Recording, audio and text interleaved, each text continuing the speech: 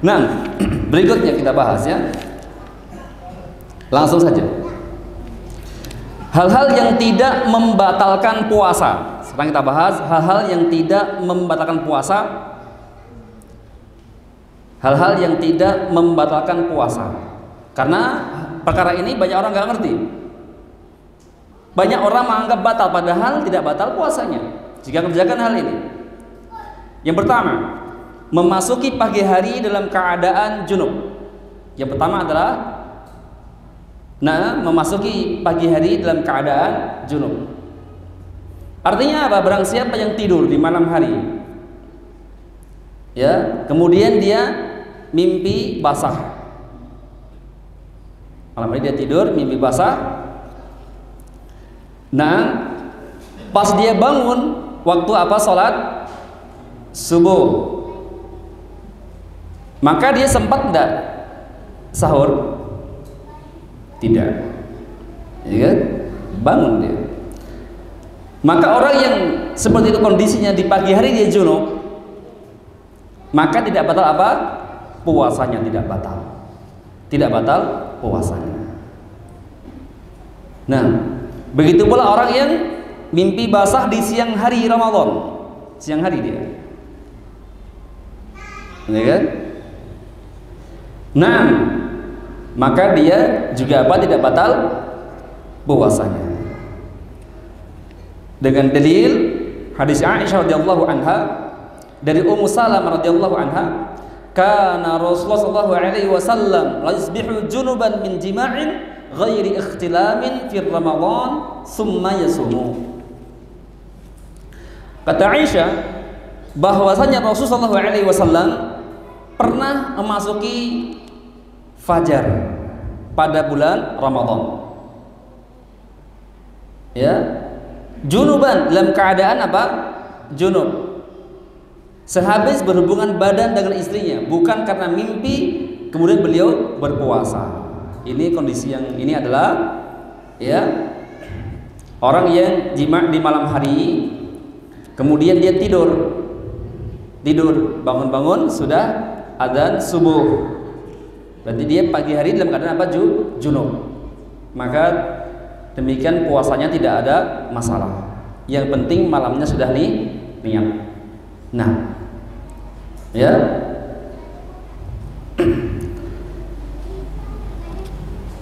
Demikian pula misalnya seorang wanita yang haid dan nifas, apabila darahnya berhenti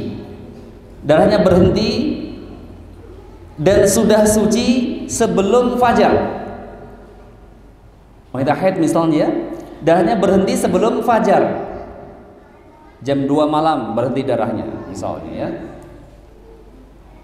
Artinya sebelum fajar dia sudah tidak, haidnya itu sudah berhenti, ya. Nah, kemudian maka wanita itu kondisinya apa? Suci. Kondisinya suci. Dan dia sempat mandinya kapan? Saat subuh. Ya. Maka demikian juga dia wajib apa? Puasa. Dia wajib puasa. Nah, jadi dia apa? Wajib puasa.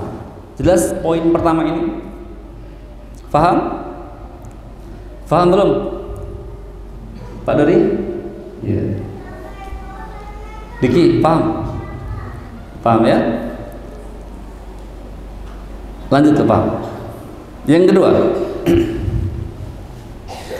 berciuman dan berpelukan bagi suami istri. Berpelukan dan berciuman bagi suami istri, meskipun keluar mani. Meskipun apa? Keluar mani. Karena masalah istimna sudah kita bahas, kan? Keluar mani sudah kita bahas, hujah-hujahnya, dalil-dalilnya. Berciuman dan berpelukan bagi suami istri meskipun apa? Keluar mani atau madhi atau mani. Boleh bagi suami istri untuk berpelukan dan berciuman.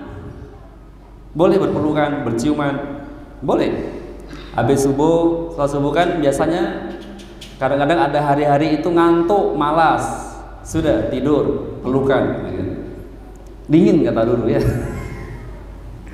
Ya misalnya, ya berpelukan misalnya, atau berciuman sekaligus, sekalipun berciuman. Ya, baik di pagi Ramadan atau siang hari Ramadan, nah,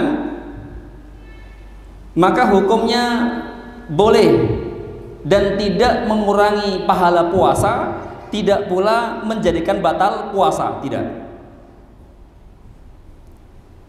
Nah, itu berciuman, berpelukan bersama istri, nah, tidak membatalkan puasa. Dengan dalil hadis Aisyah radhiyallahu anha, dia berkata, "Kana Rasulullah sallallahu alaihi wasallam yuqabbilu wa wasaim." Dahulu Nabi sallallahu alaihi wasallam yuqabbilu. Apa makna yuqabbilu? Ba'in tasdid, qabbala yuqabbilu. Beda enggak artinya qabbala sama qabbala? Beda ya? Yang bisa bahasa Arab ya. Yuqabbilu artinya bercium-ciuman. Bukannya cium saja, tapi berciuman. Wa huwa shaimun, padahal beliau sedang berpuasa. Wa yubashiru wa huwa shaimun, dan bercumbu padahal beliau sedang berpuasa. Yubashir itu ya basyarah. Berapa? Ya, bercumbu ya, bercumbu. Badan ketemu badan namanya basyar. Walakinnahu amlakakum liirbi. Akan tapi beliau Nabi SAW itu adalah orang yang paling mampu menahan syahwatnya. Artinya mampu menahan jima. Mampu apa? Menahan dari perbuatan jima. Nah, berkata Ibnu Arabi rahimahullah ta'ala, sesungguhnya berciuman dan berpelukan adalah pengecualian dari keharaman Al-Quran. Melakukannya boleh berdasarkan perbuatan Nabi SAW. Jadi bukan cium saja, tapi apa? Berciuman.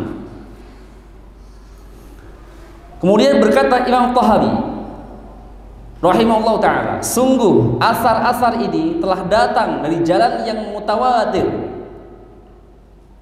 Asar ini telah datang dari jalan mutawatir. Apa betul mutawatir? Banyak yang apa? Meriwayatkan hadisnya. Banyak sekali yang meriwayatkannya. Namanya mutawatir.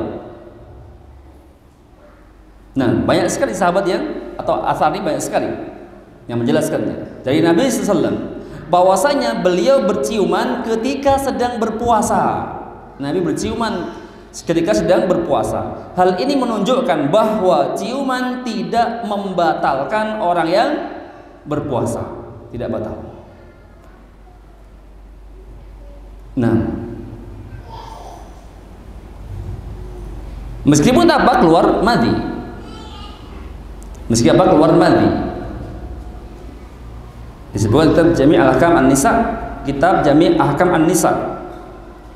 Jika berciuman dan berpelukan menyebabkan keluarnya air madhi dari suami istri, maka puasanya sah dan tidak batal. Begitu pula sampai keluar mani juga apa? Tidak batal. Kenapa nggak batal? Karena nggak ada dalil. Karena nggak ada dalilnya yang mengatakan batal. Tidak ada dalilnya. Allahu a'lam. Nah,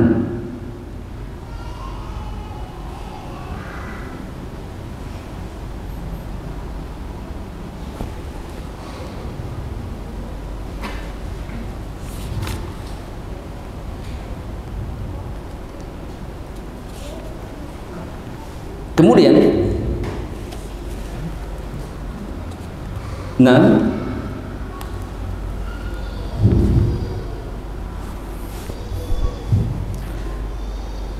yang ketiga, hal-hal yang tidak membatalkan puasa yang ketiga adalah mandi keramas,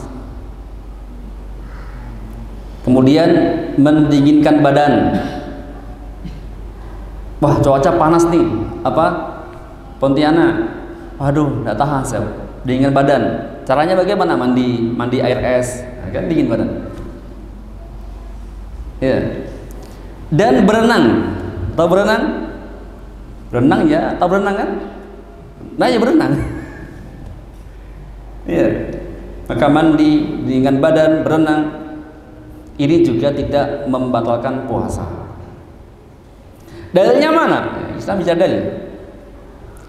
Dari Abu Bakar radhiyallahu anhu, dari Abu Bakar bin Abdurrahman, dari bapaknya, dari beberapa sahabat Nabi sallallahu alaihi wasallam yang berkata, "Laqad ra'aitu Rasulullah sallallahu alaihi wasallam bil arji yasubbu 'ala ra'sihi ma'a wa huwa sha'im bil 'atas aw al har." Nah, ya, laqad ra'aitu sallam. Sungguh aku telah melihat Rasulullah sallallahu alaihi wasallam bil ard, di ard itu sebuah daerah atau tempat. Yasubbu 'ala ra'sihi ma'a. Nabi itu mengguyurkan air di atas apa? Kepalanya. Wa huwa shaimun, dan Nabi dalam keadaan berpuasa. Ngapain Nabi guyurkan air di atas kepalanya? Ngapain? Untuk apa? Minal atas atau minal har. Bila ingin mengusir rasa atas. Apa atas? Apa atsyan? Haus. Ya, bila ingin mengusir rasa haus, minal awamil har, atau panasnya cuaca atau badan, boleh, nggak ada masalah. Maka anggapan orang yang puasa ketika dia panas mandi atau berenang atau apa, nanti puasanya kurang pahalanya, ini nggak ada dalilnya, nggak ada dalilnya. Justru Nabi lakukan ya, saat kehausan atau haus, Nabi mandi, mendinginkan badannya. Nah, begitu pula saat Jumat kan juga disunahkan apa itu mandi Jumat. Maka boleh di sana mandi keramas, boleh, nggak ada masalah. Al-Imam Bukhari dalam sahihnya berkata, bab mandinya orang yang sedang puasa. Kemudian beliau menyebutkan bahwa Ibnu Umar radhiyallahu anhuma pernah membasahi sebuah baju, kemudian memakainya, dan beliau sedang berpuasa. Pakai apa? Baju dalam keadaan basah. Biar apa? Biar badannya tetap apa ya, tahan. Nah, kemudian Hasan Al-Basri berkata, tidak mengapa bagi yang berpuasa untuk berkumur-kumur dan mendinginkan badan. Kumur-kumur untuk wudhu ya, boleh kita kumur-kumur, jangan tentang puasa cuman diusap aja. Karena saya lihat ada yang diusap aja. Ngapa diusap Pak? Puasa Pak Ustaz. Puasa gak apa-apa kumur-kumur, gak ada masalah. Ya, nanti ada yang tertelan Pak Ustaz sedikit, nggak masalah, sedikit itu dimaafkan. Kumur-kumur, ketika kita wudhu berkumur, airnya kita buang, misalnya kan. Antum yakin enggak di mulut kita itu semuanya terbuang airnya? Enggak. Pasti ada yang sedikit tertelan, biasa tampon ludah kan, maka itu tidak masalah. Kecuali antum kumur-kumur gak keluar sama sekali, itu beda lagi. Iya, ini kan ini baru batal ya. Nah, atau dengan badan juga masalah. Kemudian Syekh Shalih Ibnu Utsaimin berkata, tidak mengapa orang yang berpuasa berenang di air, karena hal itu tidak termasuk hal-hal yang membatalkan puasa. Kata Syekh Utsaimin, bagi orang yang tidak mengapa ya, orang berpuasa berenang di air, karena hal itu tidak termasuk hal-hal yang membatalkan puasa. Ada? Dapatkan dalil nggak? Berenang itu batalkan puasa? Ada nggak? Tidak ada. Memang ada dalilnya. Yang ada apa? Makan, minum dengan sengaja. Antum berenang kan nggak sengaja minum air, kecuali sengaja mau renang, kan nggak batal puasanya. Ngapain? Minum air di sekalian gitu. Haus gitu. Itu apa? Berapa batal? Kalau tertelan saat renang, nggak ada niat sedikit pun ya untuk minum, ya maka apa? Itu nggak sengaja, maka tidak batal. Yang mengatakan batal butuh dalil. Kata Syekh Utsaimin, kaidah asalnya adalah boleh sampai ada dalil yang menyatakan haram atau makruh. Yang mengatakan haram berenang saat puasa, mana dalilnya? Yang mengatakan makruh saat yang mengatakan makruh berenang saat puasa, mana dalilnya? Maka hukum asal itu adalah boleh sampai ada dalil yang menyatakan haram atau makruh. Hanya sebagian ulama mengatakan apa? Makruh atau dibenci. Kenapa? Dikhawatirkan masuk ke tenggorokan tanpa terasa. Ini sebagian apa? Ulama. Tapi kebanyakan ulama labas, tidak ada masalah berenang. Nah, paham di sini? Mungkin juga ada iskal, Ustaz, bagaimana kalau kami mandi junub di pagi hari subuh, kan kita keramas, bukankah air masuk ke telinga kita sedikit, itu enggak batal puasa? Karena ya Indonesia dengan makan minum itu lewat mana? Lewat telinga, lewat mulut itu kan. Antum kan lewat telinga, itu bahaya itu. Itu minum tuh, masa air enggak masalah ya. Nah, kemudian poin yang ke D. Nah, berkumur-kumur dan memasukkan air ke hidung tanpa berlebihan, namanya apa? Istinsyaq. Saat kita wudu, kumur-kumur sekali apa? Memasukkan air ke hidung, kita hirup, kita buang kembali, namanya istinsyaq. Itu berkumur dan memasukkan air ke hidung tanpa berlebihan, kemudian dibuang kembali.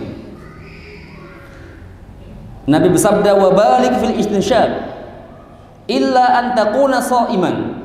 Bersungguh-sungguhlah kalian ketika memasukkan air ke hidung, kecuali jika kalian sedang berpuasa. Ini ada nasnya, saat istinsyaq di bulan Ramadan di siang hari saat puasa tidak boleh apa? Kuat-kuat, tidak boleh apa? Kuat-kuat istinsyaqnya. Tidak boleh berlebihan. Nah, kemudian boleh berkumur-kumur bagi orang yang sedang puasa. Hukumnya sama saja, baik ketika berwudu, mandi atau selain itu. Misalnya ya mulutnya pahit, ya dia kumur-kumur untuk mengusir pahitnya, nggak ada masalah, nggak ada masalah. Nah, kemudian puasanya tidak batal walaupun sisa-sisa basahnya air masih ada di dalam mulut. Demikian pula jika sisa berkumur tetelan bersama air liur, maka tidak membatalkan puasa karena hal itu sulit dihindari. Hal itu apa? Sulit dihindari. Nah, cukup insyaallah. Bismillahirrahmanirrahim. Kita sambung lagi pertemuan yang akan datang insyaallah taala. Bagi teman-teman murojaah ya, murojaah terus menerus, terus murojaah ya. Doa penutup kafaratul majlis. Subhanakallahumma wa bihamdika asyhadu an la ilaha illa anta astaghfiruka wa atubu ilaik. Wassalamualaikum warahmatullahi wabarakatuh.